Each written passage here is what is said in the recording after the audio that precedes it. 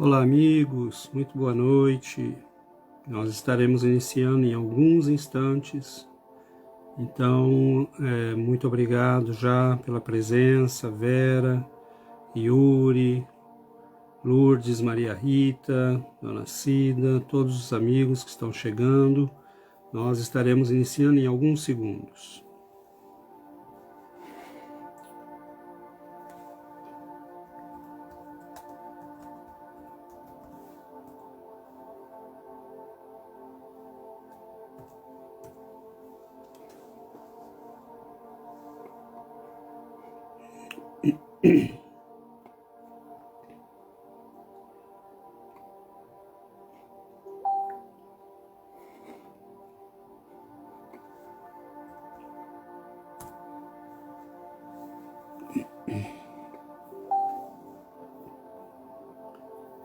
Muito obrigado pela presença de todos.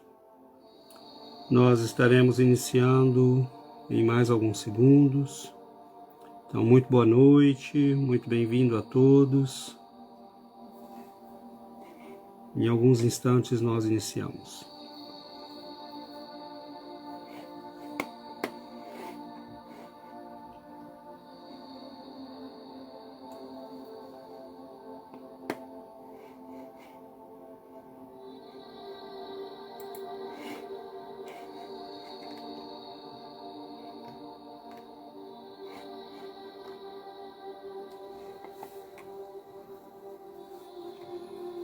Então vamos lá, amigos. Nós vamos iniciar as nossas atividades de hoje, agradecendo com muito carinho a presença de todos. Sejam muito bem-vindos. Adriana, Maria Rita, todos os amigos que estão chegando, que estão se juntando a nós. Wanda, muito boa noite, sejam bem-vindos. Nós iniciamos pedindo a Jesus que nos abençoe, que nos envolva. Boa noite, Carmo. Que nós tenhamos todos hoje um momento de reflexão. Vanilde, boa noite. Um momento de reflexão, na verdade, um momento privilegiado, né? Que nós temos quando nós podemos nos reunir para o cultivo das reflexões doutrinárias evangélicas. Então, sejam bem-vindos, que Jesus envolva a todos, que a paz do Cristo, que os benfeitores possam nos envolver. Marise, boa noite. Que possa envolver os nossos lares, que possa envolver a cada um de nós, que nós possamos aproveitar estes momentos e mergulhar profundamente na paz, na reflexão, no entendimento do conhecimento espiritual. E que este conhecimento possa nos trazer os elementos necessários à paz do nosso coração, a paz nas nossas vidas, e que nós possamos encontrar durante as reflexões, durante a palestra, não só as energias necessárias, mas igualmente a intuição, essas intuições preciosas que os benfeitores aproveitam esses momentos para nos lançar, ideias, momentos em que eles nos lançam, muitas vezes as soluções para problemas, para dificuldades. Então que Jesus nos abençoe a todos e que nós possamos ter uma noite de muita paz, de muita reflexão. Muito bem, meus amigos, nós temos hoje um conteúdo que é, na verdade, uma simples, entre aspas, uma simples frase do Evangelho. E é uma frase que, na verdade, nos remete a uma certa dificuldade que, por exemplo, nós vamos ver Eurípides Barçanufo, este grande pioneiro do espiritismo no Brasil, Ele começou sua vida em Sacramento, lá no interior de Minas Gerais, como católico, como a maioria de nós todos, ou a maioria da população do Brasil, por exemplo. E ele começa a sua vida como católico, era um jovem ainda, se dedicava às atividades católicas na sua cidade, era presidente mesmo da Sociedade São Vicente de Paulo, dava aulas de catecismo, dava aulas na Juventude Católica, e ele era alguém que estudava, que lia os textos bíblicos, os textos do Novo Testamento, e ele dizia sempre nas suas reflexões, e dirá mais tarde para seus amigos, que ele sempre teve muita dificuldade com o entendimento de uma parte específica do Evangelho, que eram justamente as bem-aventuranças. E ele dizia ter uma certa dificuldade para entender por que seriam bem-aventurados os que sofrem, por que bem-aventurados os perseguidos. Ele refletia sobre isso e não conseguia entender. Bem-aventurados os pobres de espírito, porque deles é o reino de Deus. Ele não conseguia alcançar a profundidade deste conhecimento, deste ensinamento evangélico, e ele manteve aquilo como um ponto de interrogação nas suas reflexões espirituais. E ele, num certo momento, recebe na sua casa um tio muito querido, que era alguém que já estava vivenciando a experiência espírita. Tinha um pequeno grupo muito simples que se reunia numa casa bem afastada da cidade, no campo, na região rural, e ali eles já estavam vivenciando os fenômenos mediúnicos com grande intensidade. E este tio de Eurípides, estando na cidade, passa a noite na casa dele, Eurípides começa a confrontá-lo com algumas questões, dizendo: o senhor não acha que está se perdendo, indo atrás dessas coisas, e isso pode ser muito perigoso? E começa a fazer perguntas, e o tio diz para Eurípides: olha, eu sou um homem muito simples, eu não tenho palavras para discutir com alguém como você, meu filho. Mas eu vou te emprestar um livro e que eu tenho aqui comigo, e você leia, e depois a gente discute. Eu vou tentar te ajudar a entender o que você não entender. E ele passa às mãos de Eurípides o livro Depois da Morte, de Leon Denis. E este livro será devorado naquela noite, porque além de ser um livro belíssimo, Eurípides encontra ali as explicações e entende finalmente o que queria dizer Jesus quando disse: bem-aventurados os pobres de espírito, porque deles é o reino de Deus. E Allan Kardec, nos estudos do Evangelho segundo o Espiritismo, vai colocar este enunciado como um dos capítulos.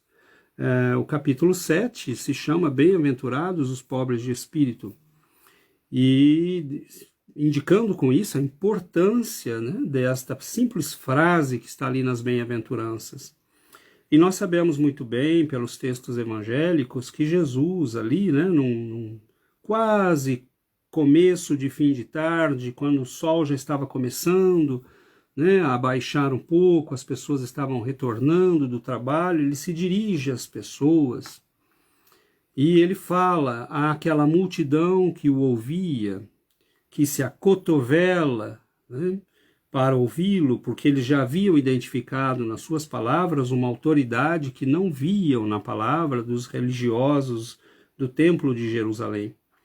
E uma autoridade que vinha coroada pelos atos que ele praticava, atos de cura, atos que eles nunca haviam visto, senão na literatura do Antigo Testamento, nas histórias dos profetas. Então eles sabiam que estavam diante de um grande profeta, pelo menos. E Allan Kardec vai estudar estes ditos do Senhor nas bem-aventuranças, provavelmente um dos textos mais belos da história humana, E ele começa dizendo no Evangelho segundo o Espiritismo que há uma profundidade muito grande no entendimento deste texto, porque nós somos confrontados por uma realidade muito simples. Nós somos criaturas ainda eivadas, cultivadas pelo orgulho e pelo egoísmo. Isto nos faz tomar muitas vezes uma posição de distanciamento de Deus. Então nós notamos hoje, nos diz o texto de Kardec, que chegando a uma era de muita inteligência, de muita ciência, alguns homens se têm tão alta consideração, se julgam tão inteligentes, tão no controle, tão senhores de si e da situação, que eles consideram que as coisas divinas não têm tanta importância assim. Então há como que um afastamento. Deus não é tão importante assim.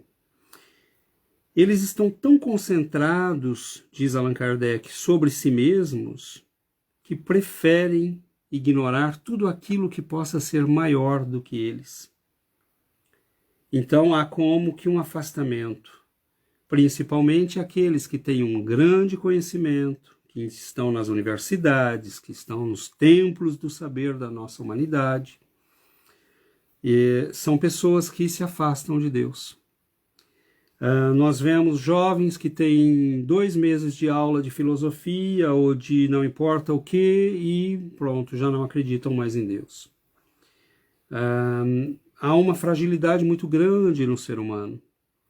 Nós nos deixamos levar muito facilmente pelos discursos, né, do establishment oficial, das supostas grandes inteligências.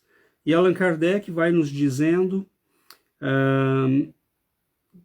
eles chegam ao ponto de dizer, talvez Deus exista, mas se ele existe, ele não deve se meter nas nossas coisas. Porque eles têm, né, como diz Allan Kardec, se eles consentem admitir a presença de Deus, eles contestam um dos seus mais belos atributos, sua ação providencial.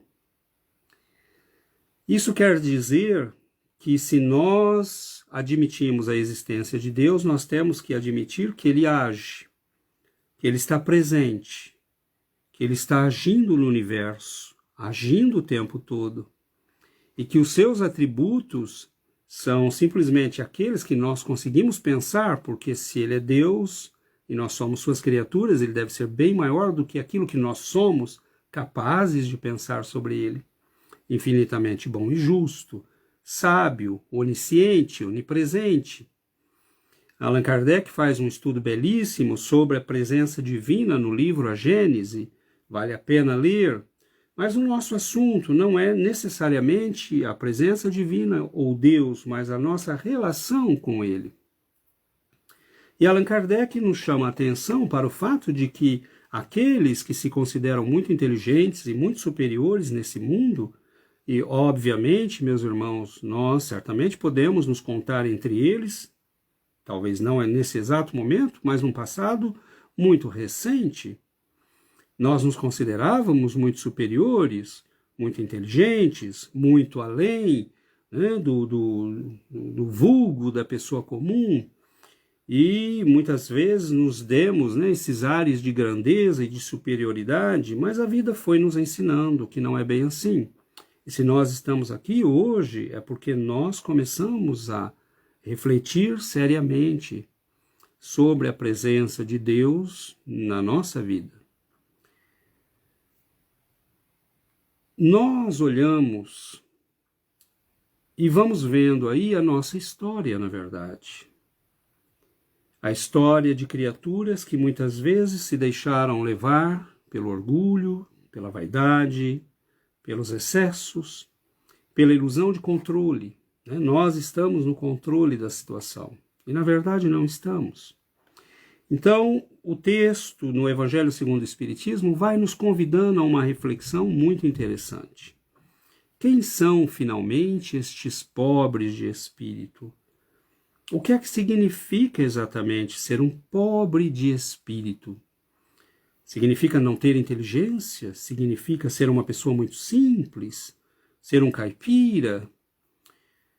E aí nós temos toda uma reflexão a ser feita.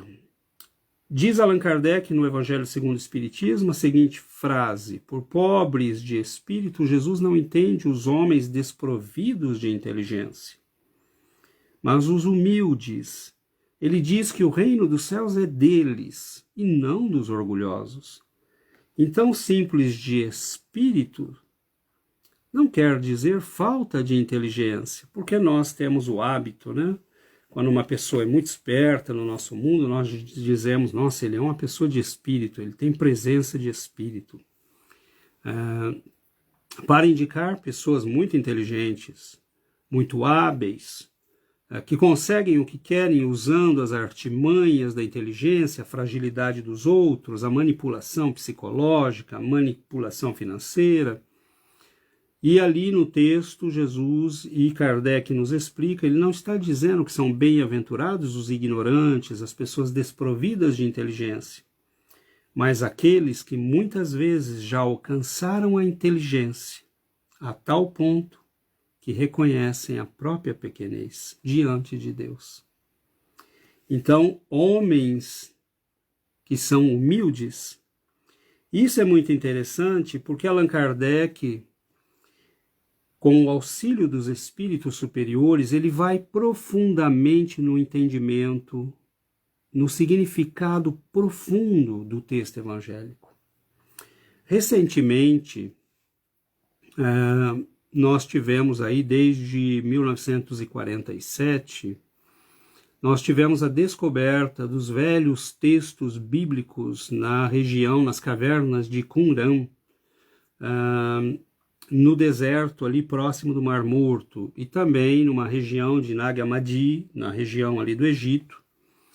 Foram encontrados antigos textos bíblicos, centenas de documentos, que mostravam, né, que muito do que nós temos hoje na Bíblia cristã, católica, protestante, mesmo judaica, né, que é um pouco diferente da cristã, muitos desses textos estão ali, estavam guardados, escondidos em cavernas, onde eles foram protegidos, provavelmente, da invasão romana no ano 70 depois de Cristo, quando Tito, né, invade Jerusalém e destrói praticamente tudo. E vão, inclusive, né, até esta região, onde estão as cavernas de Qumran, e quando chegam ali, obviamente havia uma comunidade, muitos já haviam fugido, e eles mandam destruir tudo igualmente, mas, né, os homens sábios daquela comunidade, prevendo que poderia tudo ser destruído e confiscado, guardaram em grandes vasos, né, potes de cerâmica, aqueles textos. E era uma comunidade, esta comunidade dos essênios, era um grupo muito antigo, que já vinha desde 300 a.C., e que haviam se separado dos sacerdotes do Templo de Jerusalém. Era uma dissidência dos sacerdotes do Templo de Jerusalém. E eles vão viver no deserto e passam a educar muitas crianças, né, de filhos, inclusive, de pessoas ilustres de Jerusalém, de sacerdotes, que queriam que eles fossem educados na maneira mais estrita, nas leis, nos conhecimentos. E muitos, né, por exemplo, João Batista, nós lemos que ele cresceu no deserto. Como assim cresceu no deserto, né? A mãe e o pai mandaram João Batista para o deserto e deixaram ele ali sozinho, né? Na verdade, o texto, na época, era muito comum dizer, irmão, meu filho está sendo educado no deserto. Na verdade, eles diziam, está sendo educado com os essênios, no deserto de Qumran. Então, nós vemos que estes conhecimentos foram guardados e acumulados por essa comunidade. E, recentemente, não faz muito tempo, uma parte destes, eles foram lá peneirando todos aqueles pequeninos pedaços de papiro, né, que foram rasgados e se perderam, mas que estavam ali ainda, E eles foram juntando e encontraram uma pequena frase que é um salmo de glorificação a Deus, é um hino que não está na Bíblia que nós conhecemos, mas que lembra muito os salmos de Davi, principalmente o Salmo 147. E neste pequeno pedaço de papel antigo, eles encontraram uma frase muito interessante que vai vir confirmar, de uma certa forma, a interpretação de Allan Kardec. E nós veremos por quê. Nesse texto está dito mais ou menos o seguinte: bem-aventurados aqueles que são anavei ruhar. Anavei quer dizer pobres, mas quer dizer também aqueles que se curvam. E o texto estava escrito num aramaico muito antigo, no aramaico, que era a língua falada por Jesus. Eu não entendi, César, por que isso? Bom, porque o texto que nós temos é a tradução grega. O que nos chegou é a tradução grega, e na tradução grega nós traduzimos pobres, como pobres, aqueles que não têm dinheiro. Então, pobres de espírito, aqueles que são desprovidos de espírito. Neste caso, não dinheiro, mas de inteligência. E, na verdade, no texto aramaico que nós encontramos ali em Qumran, Anavei quer dizer não só pobre, mas quer dizer aqueles que se curvam. E ruar quer dizer sopro, espírito. Então o texto, traduzindo para a nossa língua, para não perdermos tempo com traduções, o texto queria dizer simplesmente bem-aventurados ou felizes aqueles que se inclinam ao sopro de Deus. Então é muito interessante porque é como se aquele fosse um conhecimento espiritual comum naquela comunidade, partilhado naquela comunidade. E nós não estamos querendo dizer aqui que Jesus tenha sido um essênio, de modo algum, ele nunca precisou disso. De estar em escolas, com 12 anos ele está discutindo com os doutores da lei, e nós sabemos que ele vivia em Nazaré, porque no próprio texto bíblico diz que quando ele reaparece em Nazaré, depois de ter começado a sua missão e volta para sua casa, é ali que ele vai dizer que ninguém é profeta em sua própria terra, porque pelo fato de o conhecerem, eles não o aceitam. Como assim ele quer falar agora com essa autoridade? Não é ele, o filho de Maria, de José? Não é ele, aquele um que nós conhecemos, que vivia aqui perto? Como assim agora ele está curando gente, levantando paralíticos e falando em nome de Deus? Então nós sabemos que Jesus não, mas ele tinha o conhecimento.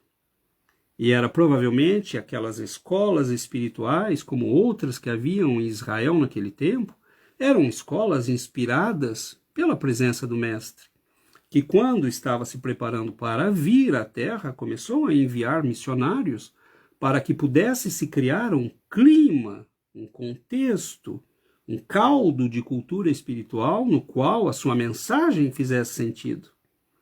E há grandes mestres em Israel, como Hillel, por exemplo, que viveu pouco tempo ali mesmo, quase no tempo de Jesus, que deixa ensinamentos que são muito semelhantes aos do Cristo, porque já é a aproximação do próprio Cristo que explica essas influências. E Jesus, provavelmente, retoma aquilo que era conhecido já por algumas pessoas, mas não pelo povo, e vai dizer: bem-aventurados aqueles que são pobres de espírito, mas no sentido não grego da tradução, no sentido aramaico. Bem-aventurados aqueles que se inclinam ao sopro de Deus. E isto é muito interessante porque no texto de Allan Kardec, ele vai nos dizer que a humildade é um ato de submissão a Deus, enquanto o orgulho é uma revolta contra ele. Está lá no Evangelho segundo o Espiritismo, capítulo 7.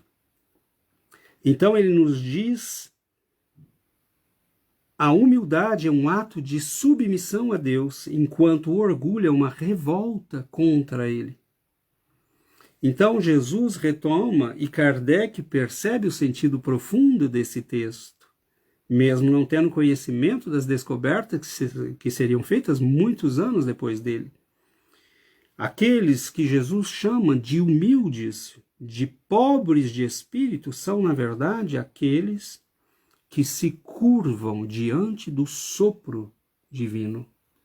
Então, são aqueles que, imaginem, né, o trigal ou o milharal, e você tem um vento muito forte, né, e eles se curvam para obedecer o vento e para se curvar na direção do vento. Como quem diz, nós obedecemos a este sopro.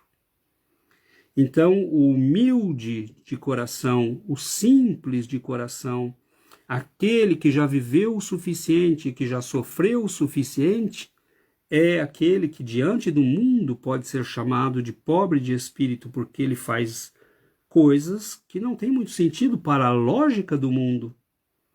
Então, sim, também há este sentido no texto, porque nós, talvez para o mundo, sejamos pobres de espírito.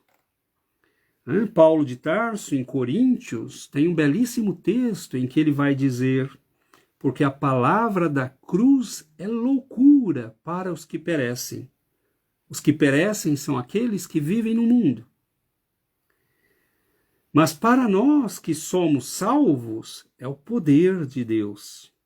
Porque está escrito: destruirei a sabedoria dos sábios e aniquilarei a inteligência dos inteligentes. Onde está o sábio? Onde está o escriba? Onde está o inquiridor deste século? Porventura não tornou Deus louca a sabedoria deste mundo? E aí continua o apóstolo: porque os judeus pedem sinais e os gregos buscam a sabedoria, mas nós pregamos a Cristo crucificado, que é escândalo para os judeus e loucura para os gregos. Porque a loucura de Deus é mais sábia do que os homens, e a fraqueza de Deus é mais forte do que os homens. Lógico que os judeus consideravam escândalo, a pregação em nome de um homem que acabou na cruz. Porque quem acabava na cruz no tempo de Jesus? Os criminosos, os desajustados, os não aceitos, os que não seguiam as regras, os bandidos comuns ou os perseguidos políticos do Império de Roma. Então, para eles, aquilo era escândalo. Como vocês pregam e assumem diante do mundo as palavras de um homem que acabou na cruz? E para os gregos, quando Paulo de Tarso tenta pregar em Atenas, foi o único lugar em que ele não conseguiu fazer uma única conversão, porque eram todos muito inteligentes. Em que sentido eles eram muito inteligentes? Por exemplo, nós sabemos que a Grécia deste tempo estava tomada pelos sofistas, que são nada mais do que discutidores profissionais. Ah, você está falando de um Deus, de um outro Deus? Ah, mas espera aí, nós temos muitos deuses aqui. Quais são as características do seu Deus? Por que o seu é melhor que o nosso? De onde vem o seu Deus? Quem criou? E aí você fica num círculo de perguntas infindáveis que eles não querem realmente saber. Os sofistas eram pessoas pagas para ganhar discussões. Então eles não estavam interessados na verdadeira sabedoria. E ali Paulo de Tarso sentiu o que nós sentimos hoje nos templos universitários, porque viraram igrejas, né, as universidades. E os pontífices são os doutores. Óbvio que muitos são homens sérios que buscam, mulheres e homens sérios que buscam conhecimento, trabalho, fazem pesquisas, mas muitos são apenas discutidores profissionais. Passam tempo a escrever artigos que meia dúzia lê e que não faz avançar 1 centímetro a felicidade humana. Ah, César, você está desmerecendo o trabalho dos... Não. Mas a questão é, no que isso traz? Alegria, contentamento? vida nova, soluções para a humanidade. Então nós vemos uma humanidade que investiu séculos na construção destes templos do conhecimento, mas que não vem destes templos do conhecimento as soluções para as angústias humanas.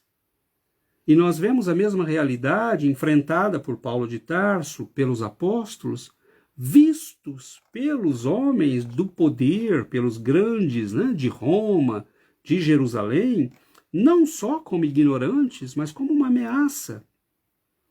Então, quem são estes homens que nós temos ali Jesus chamando de pobres de espírito? Quem são estes homens? São aqueles que, como Kardec nos diz no Livro dos Espíritos, onde está escrita a lei de Deus? Na consciência, na nossa consciência.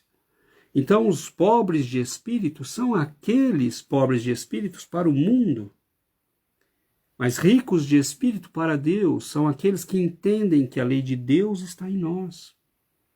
Mas não é um entendimento intelectual, é um entendimento profundo. Se a lei de Deus está em mim, ela me governa. E se eu a ouço e eu me ajusto a esta lei, eu sou feliz. Então nós começamos a ter uma mudança profunda de entendimento e de vida quando nós começamos a compreender isto. Os que nós chamamos de pobres de espírito são aqueles que entenderam que Deus é a fonte de toda a vida, de todo o amor, de tudo que existe. Meu Deus, você abre uma manga, um abacaxi, uma pera. Quem fez aquilo? Quem fez o nosso planeta evoluir de modo a nos oferecer tanta doçura, tanta coisa boa, tanta coisa bonita? Quem fez isto?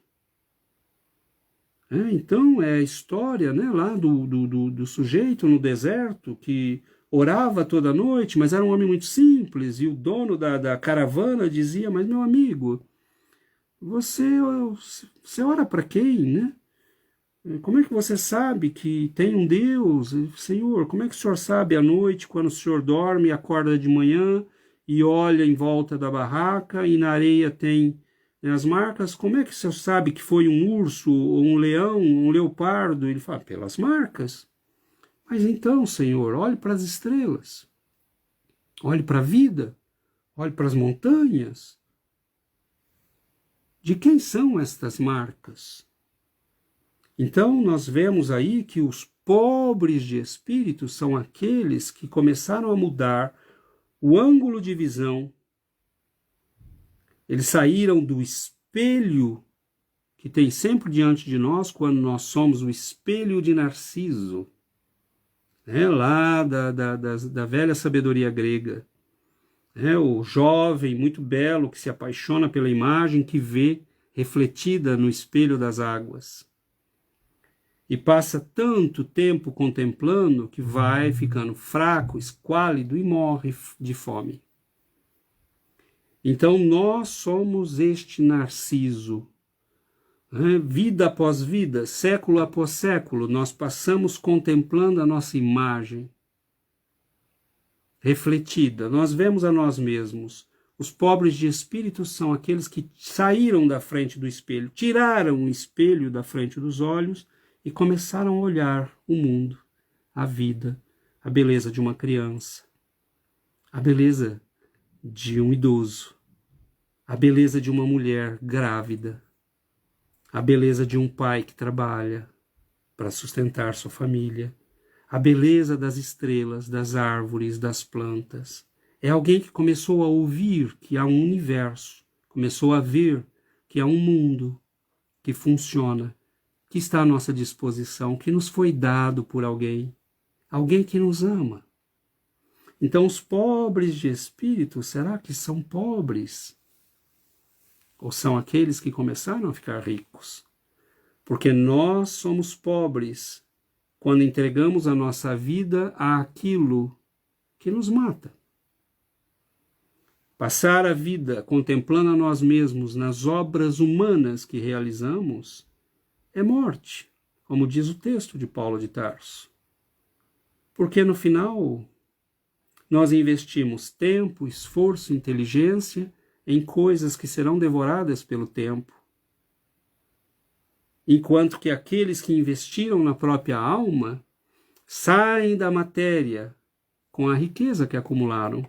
Então, quem são os pobres de espírito de que nos fala o texto evangélico e de quem nos fala o Cristo?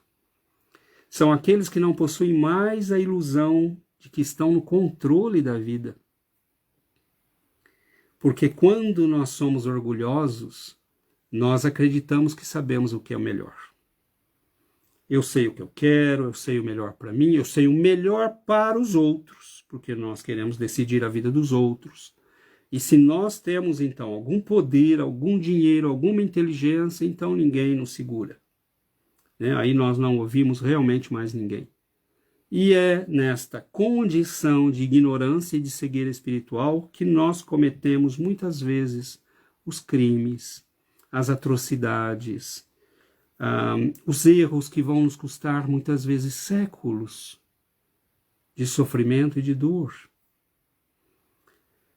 Pobre de espírito são aqueles que são humildes, são aqueles que se curvam ao sopro de Deus. Eles não brigam com Deus. Deus sopra. Eles se curvam. Bem-aventurados aqueles que se curvam ao sopro divino. As leis divinas, que são fiéis às leis que estão escritas na nossa própria consciência. Deus sopra estas leis através da palavra dos grandes profetas, dos grandes iluminados, dos grandes mestres espirituais, mas ele também sopra estas leis na fala simples de uma criança, no conselho de um amigo, de um pai, de uma mãe. A presença divina está por tudo. E se nós tivermos o cuidado de analisar, nós veremos que só sendo muito orgulhosos e egoístas para ignorar a presença de Deus. Então, os pobres de espírito são aqueles que começam a se curvar ao Pai. Eles não brigam mais com Deus, eles não brigam mais com a vida. E muitas vezes eles vão nos dar a impressão de pessoas fracas. Porque eles têm uma atitude que nós falamos, mas como assim, né? Quando é que nós percebemos que uma pessoa começou a mudar, que ela começou a assumir uma atitude diferente, que ela está se tornando um pobre de espírito no sentido espiritual do termo, né? Alguém que entende a presença divina e que se curva a esta presença, que obedece às leis divinas. Esse novo entendimento, ele é precioso para nós. E a doutrina espírita, na verdade, ela nos traz este novo entendimento. E muitos irmãos nossos ficam discutindo, será que o espiritismo deve ser uma religião? Será que ele não é uma religião? Meu Deus, basta ler o Evangelho segundo o Espiritismo, basta ver o que está ali e nós entenderemos que não existe espiritismo sem reforma íntima, sem mudança da criatura humana. Os hindus estão falando de reencarnação há muito tempo, mas no que é que isso implica uma mudança para a minha vida? Bom, isso implica uma mudança porque aquilo que Jesus disse passa a ter sentido e fazer o que ele disse passa a ter sentido. Amar o meu próximo, respeitar o meu próximo, respeitar a mim mesmo, amar a Deus, tudo passa a fazer sentido. Então a doutrina espírita vem nos dar esta percepção, mas ela vem acrescentar a isto os elementos de confirmação que nós precisamos para crescer. A imortalidade da alma. Nós não somos um corpo, nós somos um espírito. E se eu sou um espírito, eu não posso viver como um corpo. Então, esta mudança de percepção, é lógico que ela muda o centro da nossa vida, o eixo da nossa vida. Não é mais a matéria, é o espírito. O universo físico e moral são governados por leis. E estas leis são sábias, são amorosas. É por isso que quando nós entendemos isto, antes de nos revoltarmos ou de brigarmos com Deus, nós nos perguntamos: qual é o sentido disto? Por que isto está acontecendo? Por que o Pai permitiu isto? De que modo isto está acontecendo? E se nós não entendermos, nós daremos um crédito a Deus. Em algum lugar há uma explicação para isso. Porque se este universo é governado por leis inteligentes e por um Criador inteligente, ele não pode ser ilógico. Então, esta é a grande diferença entre a concepção de Deus no judaísmo, no cristianismo, na Bíblia, no catolicismo, e no cristianismo de modo geral, e as outras concepções de Deus que nós vemos no mundo. Deus criou por um ato de vontade e de inteligência. O universo é inteligente. E é por isso que não tem sentido quando as pessoas dizem que a religião impediu a ciência. Não. Lógico que houve alguns momentos em que isso aconteceu, mas se nós olharmos a história, nós veremos que a Igreja Católica, por exemplo, apesar de todos os seus erros, financiou a maioria das pesquisas que levou à ciência moderna. Copérnico era financiado pela Igreja. Ele era um monge. As pesquisas de Mendel, ele era um monge. E nós poderemos ir dando exemplos e exemplos e exemplos na geografia, na história, na filosofia, na biologia, na astronomia, em todas as ciências. Por que a Igreja financiava pesquisas? Porque se o universo é inteligente e foi criado por um ser inteligente, tem leis. E se tem leis, Deus nos deu a inteligência para compreendê-las. Então, nós temos que estudá-las. Então, o universo, o que vem a doutrina espírita nos mostrar, que não só o universo material, mas o universo do espírito é governado por leis, como as leis de ação e reação, como a lei das afinidades, como a lei da frequência mental e tantas outras que nós temos oportunidade de tempos em tempos de discutir nos nossos estudos, nos nossos encontros semanais, nos nossos estudos regulares, como no nosso grupo de estudos online, nas sextas-feiras, ou o nosso grupo no sábado de manhã, ou o nosso grupo de estudos mediúnicos na quarta-feira. O que é que nós estamos estudando ali? Por que tanto estudo? Porque nós estamos conhecendo as leis divinas que regem a vida. Não só a vida material, como as leis que regem a vida mental e espiritual das criaturas. E por que nós fazemos isso? Porque nós queremos nos ajustar a estas leis. Porque nós já entendemos que, embora não sendo ainda os pobres de espírito, nós queremos nos tornarmos pobres de espírito no sentido evangélico. Aqueles que compreendem Deus e que se curvam a Ele. Então, meus irmãos, como é que nós vamos vendo que essa compreensão está se fazendo? Que nós estamos nos tornando esta pessoa? Basta ver, por exemplo, a reação diante dos erros. Nós podemos selecionar vários critérios. Vamos usar 2 ou 3 aqui para dar exemplo. Por exemplo, a nossa reação diante dos erros. O orgulhoso não aceita que errou. Ele não aceita. O mundo está errado, ele não. Quem de nós já não teve essa atitude, né? E como é difícil, às vezes, reconhecer que erramos.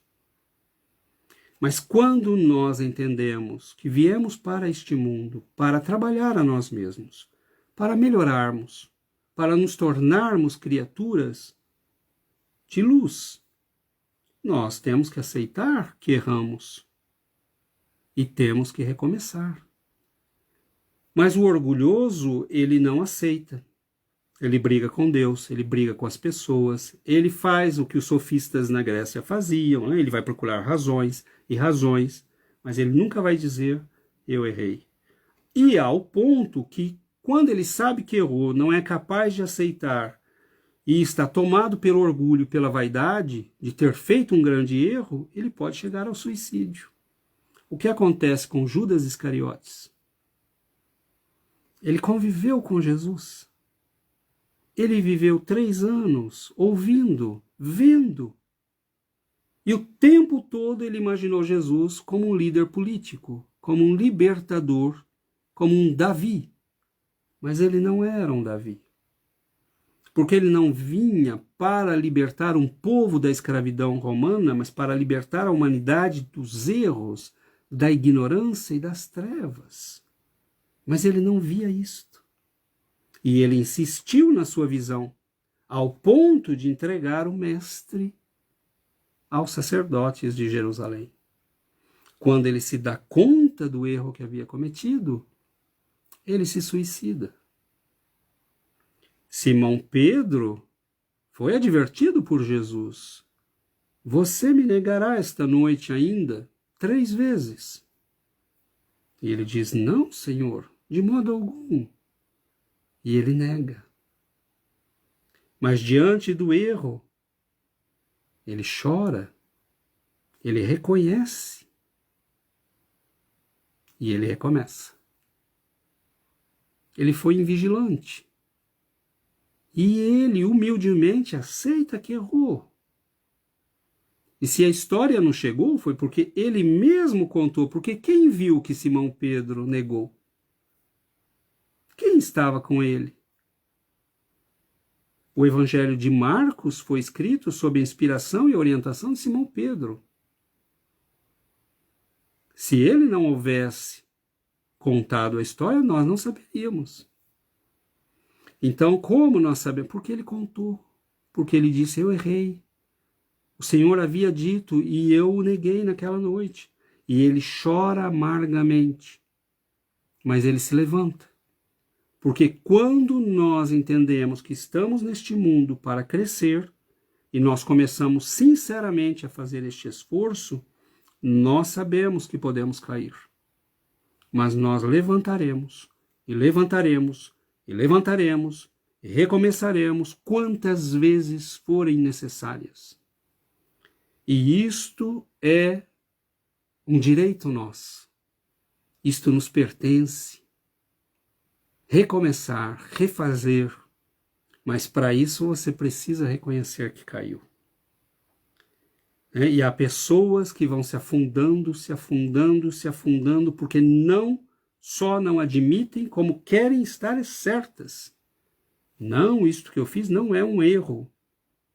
É a minha liberdade, eu posso fazer isso, sim, mas é um erro. E vai insistindo, ao ponto de ficar irreconhecível. Né? Porque insiste no erro, ao invés de dizer, Senhor, eu errei, tem compaixão de mim, me ajude a recomeçar. Então, a nossa reação diante do erro mostra se nós estamos entendendo o que é ser um simples de espírito, o que é se curvar diante de Deus, o que é ser um pobre de espírito, segundo o Evangelho. Por exemplo, a reação diante da dor é um outro critério que nós podemos utilizar. O orgulhoso se revolta. E notem, meus irmãos, nós podemos ver casos bem interessantes. Pessoas que abandonam a fé, que eram pastores, padres, médiuns espíritas, e aí um dia ficam doentes, ou a família, alguém da família fica doente, e ele diz, como assim? Eu sou um servidor de Deus, como alguém da minha família ficou doente? É como se nós, por sermos cristãos, estivéssemos protegidos. Não, e as nossas vidas passadas, e os nossos karmas. Chico Xavier passou uma vida difícil, com doenças, com dificuldades, e era provavelmente para nos dar o exemplo. Mas e nós? Então nós vemos que o orgulho se manifesta, é como se nós quiséssemos ter privilégios diante da lei divina. Não há privilégios. Qualquer um de nós pode ser chamado ao ajustamento de contas a qualquer minuto. Qualquer um de nós. Deus nos dá o tempo, nos dá a vida, nos deixa agir, fazer as coisas dentro do amor, mas se o amor não funciona, a justiça tem que entrar em ação. É assim que funciona o universo, e nós estamos entendendo. Mas o que faz o simples de coração? O que faz aquele que já entendeu Deus? Ele aceita. Ele tem o que nós chamamos de resignação. Ele aceita as suas dores, ele enfrenta as lutas que tem que enfrentar, ele tem paciência e ele prossegue, confiando que o Pai está fazendo por ele o melhor para ele. Porque nós, quando amadurecemos, começamos a entender isto. Que aquela pessoa que às vezes adoeceu está sendo protegida. Porque nós conhecemos a espiritualidade, conhecemos as leis divinas, e aquela pessoa pode estar sendo protegida dela mesma, ou de circunstâncias que vão se apresentar diante dela e que vão levá-la à falência espiritual. Há casos e mais casos dentro da literatura espírita que nos mostram isso. Pessoas que nasceram sem braço, que não podiam se movimentar. E aí Chico Xavier explica para as pessoas que estão com ele, foi alguém que se suicidou várias vezes e pediu para vir numa situação que não pudesse atentar contra a própria vida. Muitas vezes nós, no nosso planejamento reencarnatório, falamos, olha, eu tenho uma missão no trabalho espiritual. Se eu me desviar, Senhor, amigos espirituais, me mandem uma doença. É o plano B. Então, eu estou dando alguns exemplos, mas tem centenas. Cada caso é um caso, mas todos eles se encaixam dentro de uma lógica muito simples. Deus é justo. Deus não faz mal aos seus filhos. Deus nos ama. Deus quer o melhor para nós. E muitas vezes o melhor para nós é o sofrimento, porque é o que vai nos proteger de nós mesmos. Aquele familiar que ficou anos na cama, de quem você cuidou, você ajudou uma alma a quitar as suas dívidas com Deus, você cresceu espiritualmente, e naquele tempo, se você não estivesse ali se ocupando daquilo, você poderia provavelmente ter se envolvido em situações que te levariam a catástrofes espirituais. Então, do que nós estamos sendo protegidos muitas vezes? É isso que nós temos que pensar. Se eu tenho um pai que me ama, como é que eu posso pensar que ele quer o mal para mim? Se mesmo vós, sendo maus, se um filho vos pede pão, você não vai dar uma pedra? Se vocês que são maus, se um filho vos pede peixe, vocês não vão dar uma serpente. Como é que vocês pensam que o Pai agiria diferente? Nos diz o Cristo. Ele é bondade, ele é amor, ele é compaixão. Então nós começamos a entender e começamos a priorizar as nossas vidas segundo o Espírito, não mais segundo a matéria. Nós começamos a olhar as vidas que temos diante de nós e não mais estes momentos. Nós nos batíamos por qualquer moeda, nós chegávamos a matar, a roubar, porque queríamos e queríamos. Éramos crianças. E agora, diante da realidade espiritual da vida, nós estamos começando a nos ajustar. E nós nos ajustamos aos poucos, nos adaptando a esta nova percepção, a esta nova forma de ver a vida, de entender a realidade que nos cerca e quem nós somos. Então, para nós, no passado, era a satisfação imediata do que eu quero, do meu eu. Eu quero e pronto. E este eu quero e pronto nos trouxe muitos problemas, muitas dores, muitas dificuldades. Então, meus irmãos, fica aqui a nossa reflexão. Bem-aventurados os pobres de espírito, porque deles é o reino de Deus. Bem-aventurados os que se curvam ao sopro de Deus, porque deles é o reino do Pai. Bem-aventurados os que entenderam que Deus é amor, misericórdia, compaixão, justiça, e que nos ama e que jamais agiria em desfavor das suas criaturas. Tudo o que nos acontece, tudo o que nos cerca, né? E é muito interessante, meus irmãos, porque muitas vezes nós vamos entender isso muito tarde. Parem e paremos para pensar. Isto é muito sério. Tudo está perfeito. Tudo é perfeito. É o nosso livre-arbítrio que complica as coisas. Onde nascemos? Com quem nascemos? Onde vivemos? Com quem vivemos? Tudo está perfeito. Nós fomos aprendendo o que tínhamos que aprender. Crescemos onde tínhamos que crescer. Vivemos onde tínhamos que viver. Muitas vezes, meus irmãos, até o que nos falta é um presente de Deus. Até o que nos falta é um presente de Deus. Ah, eu nasci pobre. Ah, eu nasci sem tanta inteligência em tal área ou em tal setor. Até o que nos falta é presente de Deus.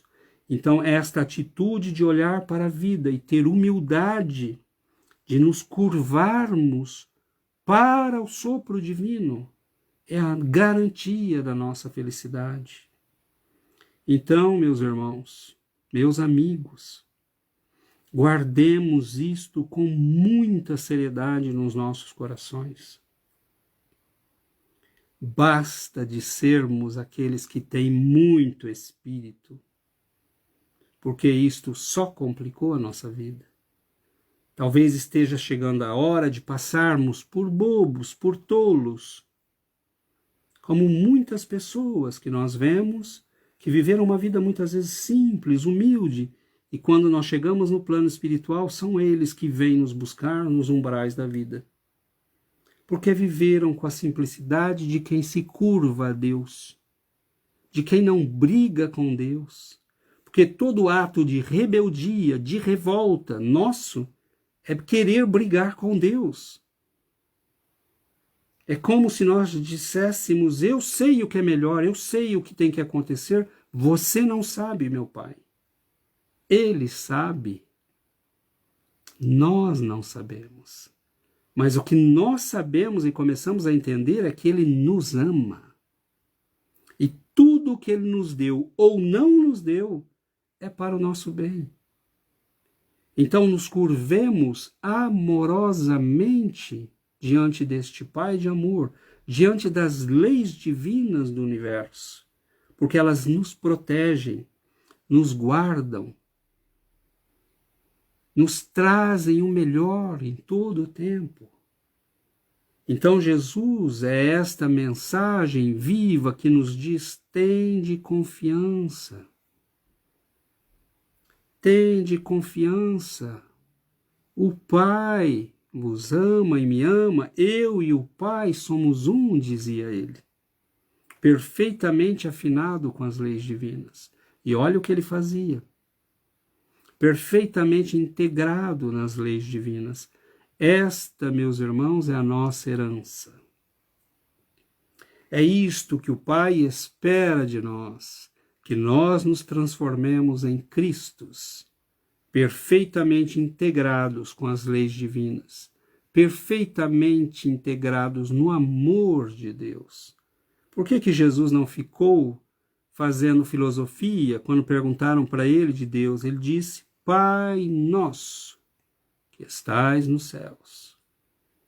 Então, meus irmãos, que nós possamos guardar esta reflexão de que nós não estamos sós, de que a vida provê e nos dá o melhor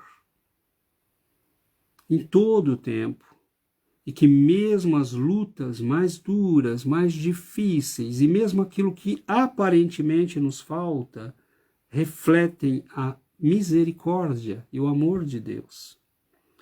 Que o Senhor, que os bons espíritos nos abençoe, que eles nos guardem, que estas reflexões sirvam para que nós possamos crescer espiritualmente, juntos, porque nós somos irmãos, nós temos um caminho diante de nós, um caminho de crescimento, de aprendizado, e a doutrina dos espíritos, a mensagem dos espíritos superiores vem para nos dizer, não só Deus está presente o tempo todo, nós estamos com vocês o tempo todo, para ajudar, para inspirar, para vos sustentar na luta, a luta de nos tornarmos um dia filhos plenos, herdeiros de nosso Pai Celeste. Que Jesus nos abençoe, que Ele nos guarde em paz, proteja os nossos lares, abençoe as nossas vidas e que nós possamos nos levantar todos os dias e nos deitarmos todos os dias, tendo em mente esta certeza: Deus está presente todos os instantes da nossa vida. Muita paz, meus irmãos, que o Senhor nos abençoe, nos guarde e nos proteja sempre. Fiquemos todos com Deus.